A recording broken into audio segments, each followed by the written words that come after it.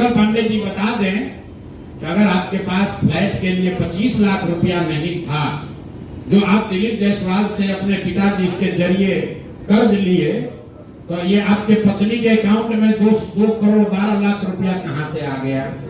और अगर आया तो इसको घोषित क्यों नहीं किया? और अगर इसको वो बताएंगे तो इसके बाद हम उनको ये भी बताएंगे कि ये 2 करोड़ 12 लाख रुपया किसके किसके अकाउंट से आया है। तो अभी एक बार उनको इतना पर छोड़ रहे हैं कि वही अभी से भी मान ले, जैसे अपना 25 लाख का गलती माने, इसका भी मान ले कि ये 2 करोड़ 12 लाख रुपया कहां से आया है। नहीं मानेंगे तो ये भी उनको बताया जाएगा कि ये 2 करोड़ 12 लाख रुपया इस अकाउंट में कहां से आया है।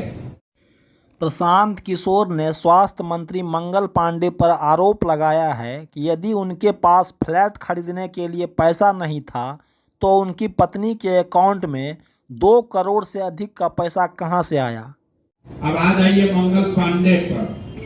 जैसा कि आपको बताया गया था, मंगल पांडे ने द्वारका में जब पूरे देश में कोविड का दौर चल रहा था तो बिहार के स्वास्थ्य मंत्री घर खरीदने में लगे हुए थे। एक उसका किस्त मैंने आपको बताया था कि 25 लाख रुपया किस अकाउंट से आया।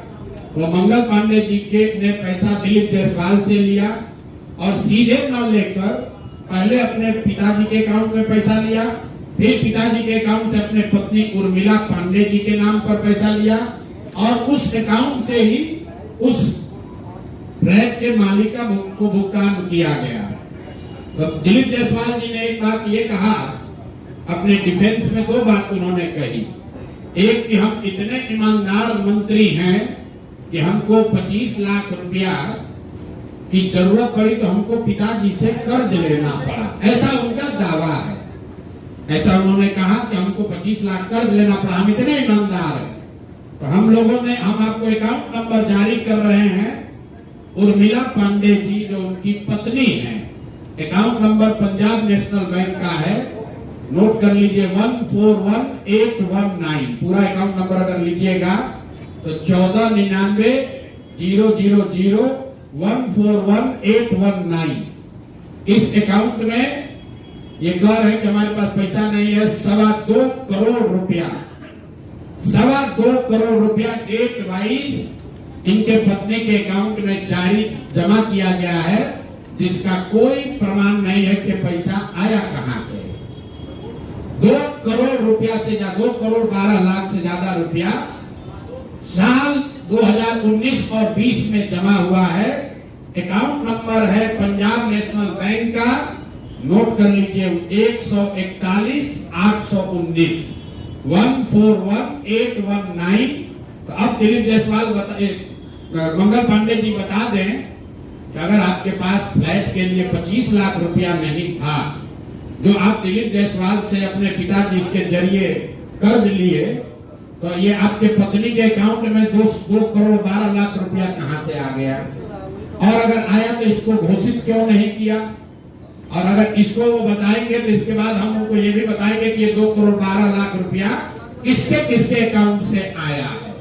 तो अभी एक बार उनको इतना पर छोड़ रहे हैं कि वही अभी से भी मान ले, जैसे अपना 25 लाख का गलती माने, इसका भी मान ले कि ये 2 करोड़ 12 लाख रुपया कहां से आया है।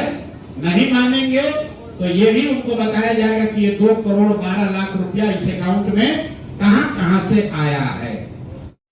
साथ ही प्रशांत किशोर ने कहा, भाजपा के प्रदेश अध्यक्ष दिलीप जायसवाल पर राजेश शाह की हत्या का जो आरोप है, उसमें पीड़ित परिवार को न्याय दिलाने के लिए जनसुराज हाईकोर्ट में मूव किया है।